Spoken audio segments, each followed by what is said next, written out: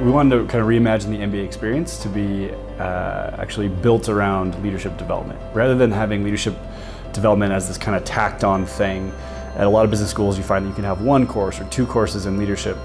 We wanted to have an MBA that really encompassed leadership, and that leadership would underpin all the other things that students were learning, be it strategy or financial decision making or human capital management, whatever it might be.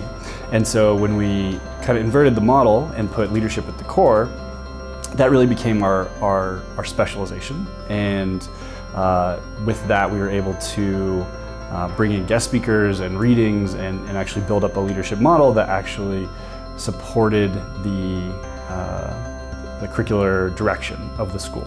And I think if you ask our students, the thing that really gets hammered home in 2 years is really who they are as leaders and how they grow as leaders throughout not just the program, but throughout the rest of their lives.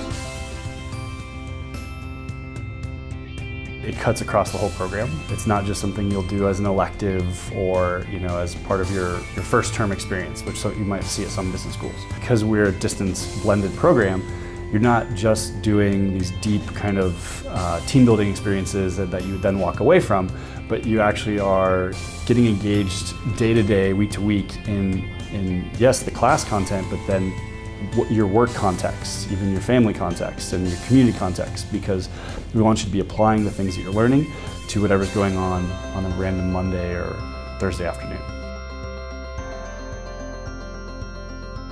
One of the questions that you eventually answer through a program is, who are you? Who do you want to become? And how do you want to grow in your leadership style throughout your lifetime, really? So you come into ALU, and my personal experience has been building really solid foundation for the type of leader I want to be, that I am today. First of all, there's a recognition of who I am today, what I want to be in a few years, and where I'm trying to get to over the long period of time. So I was pushed to move myself from a place for just being a visionary leader to being one that delivers value. And I had always had the idea of, doing something for causes that I am particularly keen on or very, very interested in, which is gender, women to be specific, and how they operate in the STEM industry. So I decided to run this project called Project 30 for 30, where I worked with different people across different industries to raise money to have 30 girls attend a STEM camp for 2 weeks.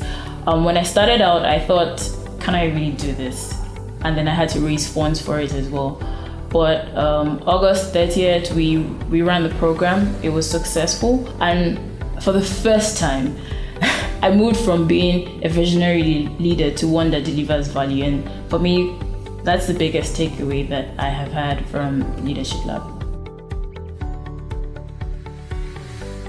When President Kagame was teaching our students, the 2018 students, right before graduation, and one of our students stood up and started telling him about the V3 leadership model, and said, here's this model that we learned about, and here's what it means.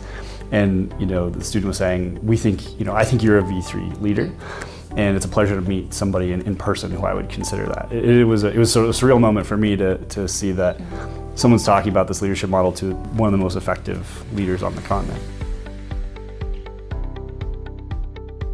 Dr. Deco Mohammed, because she redefined the term courage to me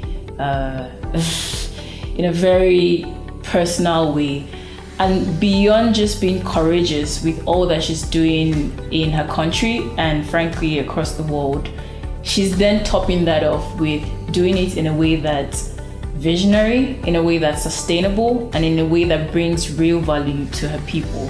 And Ibrahim Abuesh, I am a sucker for technology and innovation and ingenuity, and he did that on a level that I had never seen. In reading his story, especially there was this scenario where he was having issues with his people, leaders in his country, and he had to bring them together. But when you're speaking to government, you're speaking to private sectors, and you're bringing everyone together. He did that on a level that I had never experienced.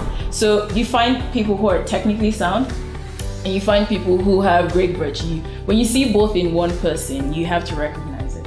And that's what Abraham Abelish had.